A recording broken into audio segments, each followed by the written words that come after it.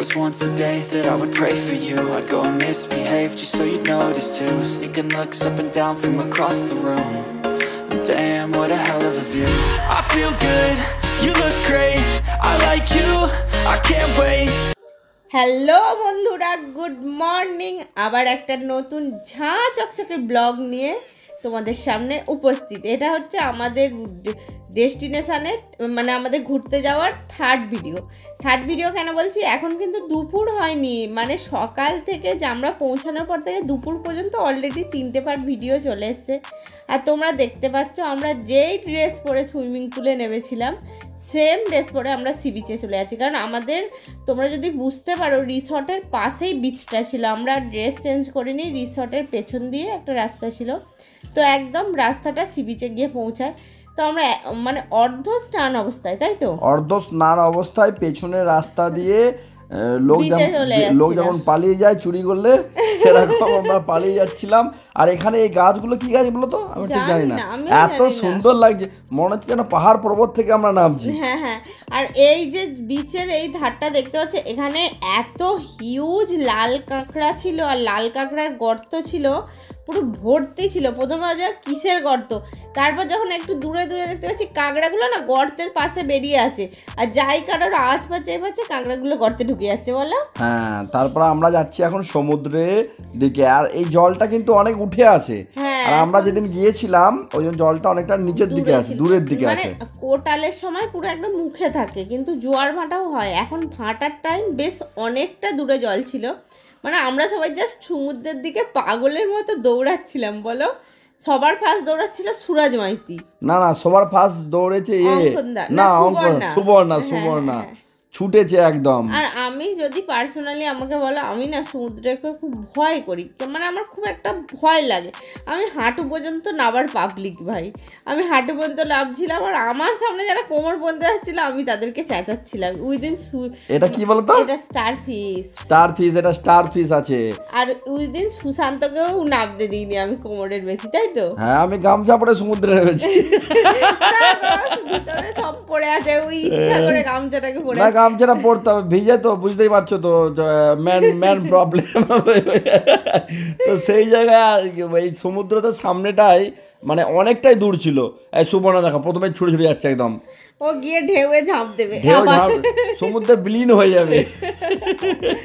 না সত্যি সবাই কিন্তু দারুণ মজা করেছে, আর খুব মজা হয়েছে। এ দেখো সুরাজ এখানে দাঁড়িয়ে আছে, সুরাজ অঙ্কন দাও ছুটেছে, একদম তেড়ে ছুটেছে।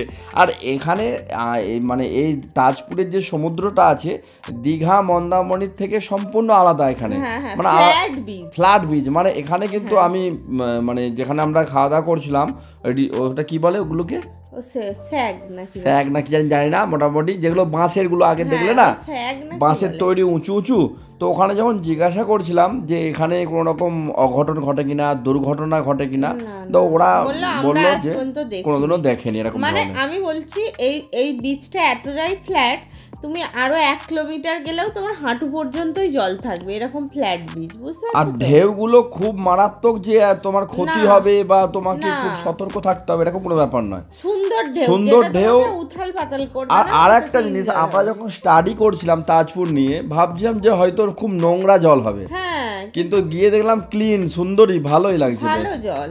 হ্যাঁ, মানে নোংরা নয়, আমি যেন সেই ভিডিও আরে দেখছিলাম কি নোংরা জল মনে হচ্ছে। এবার তোমরা বলবে না, আমাকেও এই তো বলো সুরাজ মাইতি আর পাপার সঙ্গে লাম্বে। আমাকেও এখানে মজা আসছিল, এখানে তাজফুলের জলটা খুব ভালো, কিন্তু যখন ওই ঢেউয়ের জন্য মুখে চলে আসছিল না, একটু নোনতা লাগছিল, ফেলে দিচ্ছিলাম। হ্যাঁ, নোনতা লাগে। একটা দেখো প্রকৃতির কেমন সৃষ্টি, দেখো এত জল আছে কিন্তু এই জলটা তুমি খেতে পারবে না, মানে এত জলের মধ্যেও তুমি তৃষ্ণার্তই থাকবে। হ্যাঁ, এই জলটা খেতে পারবে না, মানে এই জলটা যদি খাই মানে খুব তাড়াতাড়ি সে ডিহাইড্রেট হয়ে যাবে, মারাও যেতে পারে। হ্যাঁ, কিডনি ফেলিওর, লাংস ফেলিওর। এরপরে ফাইনালি আমাদের আজকের মতো স্নান কমপ্লিট হয়েছে, আর প্রত্যেকজনের চুল, গা, হাত পা পুরো নুনে ভরে গেছে। কাঁকড়া বলছিলাম না, এত হিউজ গর্ত আছে আর কাঁকড়াগুলো বেরিয়ে থাকছে। সুরাজের ভীষণ এনজয় হয়েছে। কিন্তু আর একটা কথা বলছি, সেটা হচ্ছে আমাদের সমুদ্রে এত নাচানাচি হয়েছে, সবাই কিন্তু সানস্ক্রিন মেখে প্রিকশন নিয়ে নেবেছিলাম, কিন্তু যেটা আমাকে কেন সানস্ক্রিন মাগাওনি? আমার দরকার নেই। যেটা হয়েছে আমাদের সবার সেট একটা করে ব্ল্যাক হয়ে গেছে, এখন ফাউন্ডেশনও ম্যাচ করছে না, এরকম একটা অবস্থা। আর এখানের ভিউটা এত সুন্দর ছিল, সুশান্ত আমাদের ক্যামেরাম্যান বলে দাঁড়িয়ে যাও দাঁড়িয়ে যাও দাঁড়িয়ে যাও, আমি ছবি তুলি। আর এখানে আমরা মহা আনন্দে নাচছি, কিন্তু আনন্দটা কিসের বলে দাও একবার। অ্যাকচুয়ালি না, এখানে আনন্দটা এই হচ্ছে, এখানে হচ্ছে গান চলছিল তাই নাচতে আরম্ভ করে দিচ্ছ, কিন্তু আনন্দের এটাই হচ্ছে রুমের চাবি সমুদ্রে ভেসে কোথায় কোন কিনারায় চলে গেছে। আর এখানে আমরা সবাই বাইরে ওয়েট করছিলাম, বাইরে করে করে যেতে অঙ্কন আঙ্কেল আর ওই লিজা আন্টি, না ওই লিজা আন্টি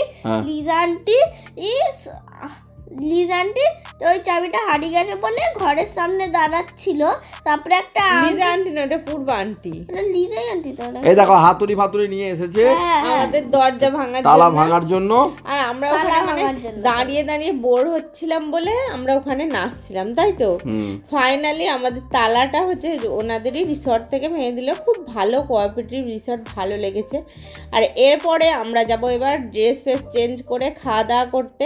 তো নেক্সট পার্টে আসছে আমাদের সমুদ্রের সি বিচের দারুণ দারুণ খাওয়া দাওয়া। তোমরা সঙ্গে থেকেও চ্যানেলটাকে সাবস্ক্রাইব